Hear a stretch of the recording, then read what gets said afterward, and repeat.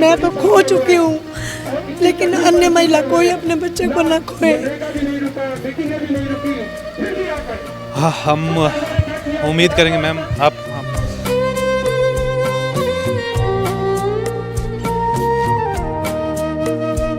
या रिहैब्स का है। अभी हाल ही में एक लड़का जिस रिहैब में मारा गया है जीडी में, उस रिहैब्स में मैंने अपने बेटे को 3 बार रखा, तो आखिर में रिहैब्स वालों ने ही उसको भगा दिया। तो नहीं तो चीज़ें तोड़ फोड़ करेगा। मैं लाखों रुपए का सामान अपना तुड़वा चुकी हूँ, अब तो मैं हार चुकी हूँ। अब मैंने उसको छोड़ दिया है कि मैंने उसको बेदखल भी कर दिया, क्योंकि मैं नहीं कर सकती उसका कुछ। मेरी एक छोटी सी दुकान है जो अन्य आदमी के हाथ में है, और मेरी बड़ी सिम्मत आए हैं उसमें। मैं आपका दुख समझ सकता हूँ सरिता मैम, और एक माँ का दिल किस वक्त क्या फील करता होगा। हालांकि अभी देखिए यहाँ पे हम हो गए कामयाब, हो सकता है कामयाब हो ये समाज अगर हम सब साथ में लड़ें। मैं वो महिला हूँ जिस महिला ने अपने बेटे को एक्सपोज किया, इसलिए कि मेरे समाज की अन्य महिलाओं को एक उदाहरण बने। मैडम के जज्बे को सैल्यूट है। मैं इनकी जितनी कहानियाँ मुझे पता चलती हैं, अपने बच्चे को उठाती हैं, कहीं गिरा होता है वहाँ से उठा के ला रही हैं, उसको दवाइयाँ दे रही हैं, उसको कहीं इंजेक्शन लगवा रही हैं। एक माँ जो हताश हो चुकी है, निराश हो चुकी है, आज वो इस मंच पर इस रैली में आई है, नशे के खिलाफ रैली जो राजेश कपूर ने निकाली है।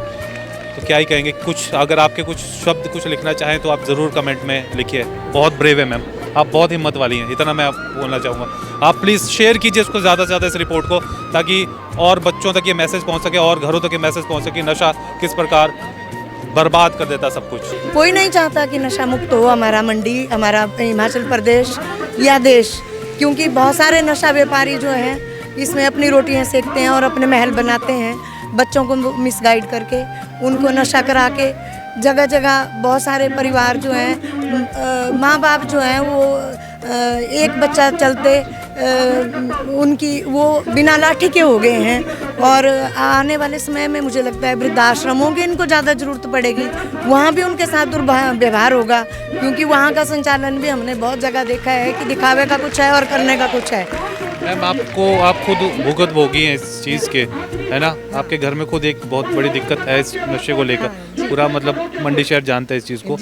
थोड़ा अपना पर्सनल एक्सपीरियंस बताएंगे, क्या आप कहना चाहेंगे? वो बच्चा जो है आपका, वो अभी किस स्टेज पर है, या वो सुधरने की तरफ जा रहे हैं या वो नहीं सुधर पा रहे? कितना मुश्किल होता है एक माँ के लिए अपने बच्चे को इस प्रकार देखना? एक विडो माँ क्या समझ सकती है, उसका दर्द कौन समझ सकता है? किसी नेता ने नहीं समझा, किसी शासन ने नहीं समझा, किसी प्रशासन ने नहीं समझा, समाज भी इस चीज़ को इग्नोर करता है।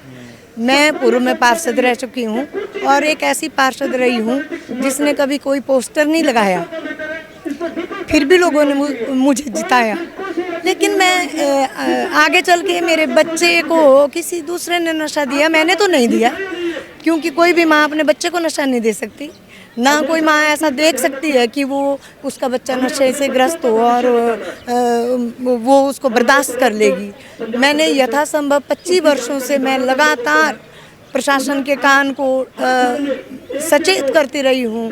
बार बार ये मुझे कभी हताश करते, कभी निराश करते, कभी मेरी एप्लीकेशन पे महीना भर बाद वो भी किसी नेता के आगे हाथ जोड़ूं, किसी अफसर के आगे हाथ जोड़ूं, तो कहीं उनको लगता है कि नहीं यार कर देना चाहिए। तो करते क्या है, ये सारा सिस्टम जो मेडिकल कॉलेज का है या हॉस्पिटल का है या रिहैब्स का है।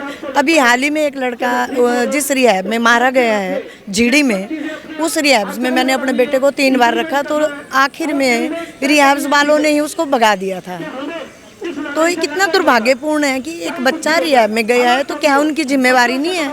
इसकी एफिलेशन जो है डीसी साहब देते हैं, तो क्या डीसी साहब को नहीं चाहिए था कि वहाँ ये पता करे कि क्यों बच्चे को भगा दिया गया, क्या कारण? मैं ये जानना चाहता हूँ, एक माँ होने के नाते वो क्या क्या चीज़ें हैं जो आप फेस करती हैं इस चीज़ को लेकर, ताकि बाकी लोग जो देख रहे हैं आपको इस वक्त वो भी कुछ जान सके कि एक परिवार में जहाँ पर इस प्रकार का एक बहुत ही जिसको हम लोग कहेंगे कि फर्स्ट डिग्री एडिक्ट हो, क्या चलता है आपको आपके घर में? मतलब एक माँ का दिल क्या बोलता है? शुरुआती दौर में जब ये किसी नशे के गिरफ्त में गया तो ये जिद पे अड़ गया कि मुझे स्कूटर चाहिए, मुझे स्कूटर चाहिए। और वो वन वे ट्रैक पे था कि जब तक मुझे स्कूटर नहीं दिया जाएगा मैं पढ़ूंगा भी नहीं, जब तक मुझे नहीं दिया जाएगा मैं करूंगा भी नहीं। माँ बाप सोचते हैं अपने पॉकेट को देखते हुए कि यार इकलौता बच्चा है, चलो अगर ये इस चीज़ को लेके पढ़ता है तो इसको ये दे दिया जाए, तो वो दिया मैंने।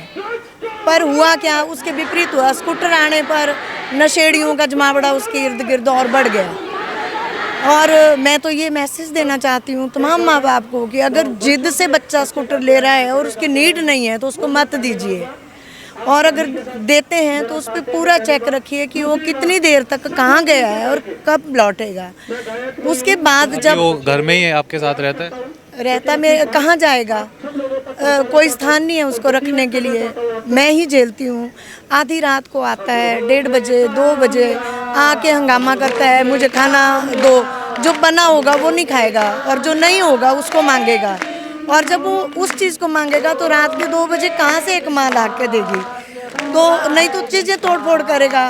मैं लाखों रुपए का सामान अपना तुड़वा चुकी हूँ, अब तो मैं हार चुकी हूँ।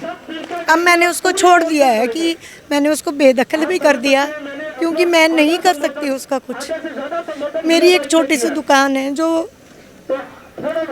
अन्य आदमी के हाथ में है और मेरी बड़ी सिम्मत आए है उसमें। मैं आपका दुख समझ सकता हूँ सरिता मैम, और एक माँ का दिल किस वक्त क्या फील करता होगा। हालांकि अभी देखिए यहाँ पे हम हो गए कामयाब, हो सकता है कामयाब हो ये समाज अगर हम सब साथ में लड़ें इस बड़ी समस्या से। और आप क्योंकि जूझ रहे, मैं आपकी पूरी दर्द समझ सकता हूँ कि कुछ और कहना चाहेंगे? मैं तो यही कहना चाहूँगी सभी महिलाओं से कि वो अपने बच्चों को बचाएं, इसी में मेरी जीत होगी। मैं तो खो चुकी हूँ, लेकिन अन्य महिला कोई अपने बच्चे को ना खोए। हाँ, हम उम्मीद करेंगे मैम, आप हम उम्मीद करते हैं। अब एक ऐसा दलदल है नशा, दर्शकों देखिए इनके पुत्र हैं, इकलौते पुत्र हैं आपके? इकलौता पुत्र है और मुझे बहुत दुख। क्या उम्र हुई अभी? वो 43 इयर्स का है। और ये कब से वो नशे के उसमें? अपनी मर्जी से शादी कर ली, उस लड़की ने अपनी मर्जी से शादी करी और उसने उसको 11 महीने में छोड़ दिया, जबकि उसने खुद जज के सामने ये बोला था कि मेरी वजह से बिगड़ा है और मैं ही इसे सुधारूंगी। लेकिन उस लड़की ने उसको और दलदल में धकेल दिया। उसके चले जाने के बाद उसको मेंटल डिसऑर्डर आ गया और उसने अपने आप को नशे में डुबो ही दिया। अलग अलग देखिए अलग अलग चीज़ें होती हैं। ये अपने में एक बहुत बड़ा एक मुद्दा है कि किस वजह से कोई नशा पकड़ता है, लेकिन हम चाहेंगे कि मैडम के दुखों का अंत हो और जो लोग देख रहे हैं वो भी इससे सीख लें कि कितना एक परिवार सिर्फ जो नशे में सिर्फ उसका जीवन नहीं बर्बाद होता, उसके आसपास उसका परिवार, उसका जो सोसाइटी है वो किस तरीके से बर्बाद होती है। ये सरिता मैम उसका एग्जाम्पल है। लेकिन मैडम के जज्बे को सैल्यूट है। मैं इनकी जितनी कहानियाँ मुझे पता चलती हैं, अपने बच्चे को उठाती हैं, कहीं गिरा होता है वहाँ से उठा के ला रही हैं, उसको दवाइयाँ दे रही हैं, उसको कहीं इंजेक्शन लगवा रही हैं। एक माँ जो हताश हो चुकी है, निराश हो चुकी है, आज वो इस मंच पर इस रैली में आई है, नशे के खिलाफ रैली जो राजेश कपूर ने निकाली है। तो क्या ही कहेंगे, कुछ अगर आपके कुछ शब्द कुछ लिखना चाहें तो आप ज़रूर कमेंट में लिखिए। मैम हमारी पूरी टीम की तरफ से आपको क्या ही बोले, मतलब शुभकामनाएं मैं दे सकता हूं, और आप कम से कम दूसरे बच्चों के लिए, दूसरी माँओं के लिए प्रेरणा बने, यही मेरी दुआ है। धन्यवाद। मैं पोल स्टार हिमाचल के लिए बहुत धन्यवादी हूँ कि इन्होंने इस चीज़ को सामाजिक, इस बड़ी भयंकर बीमारी को हटाने के लिए मुझे मौका दिया। और मैं वो महिला हूँ जिस महिला ने अपने बेटे को एक्सपोज किया, इसलिए कि मेरे समाज की अन्य महिलाओं को एक उदाहरण बने। और मैं चाहती हूँ कि अगर बहुत सारी महिलाएं अपने बच्चों को बचा पाएंगी, उसी में मेरा गौरव है। आप बहुत ब्रेव है मैम, आप बहुत हिम्मत वाली हैं, इतना मैं आपको बोलना चाहूँगा। आप प्लीज़ शेयर कीजिए इसको ज़्यादा से ज़्यादा, इस रिपोर्ट को, ताकि और बच्चों तक ये मैसेज पहुँच सके और घरों तक ये मैसेज पहुँच सके, नशा किस प्रकार बर्बाद कर देता सब कुछ।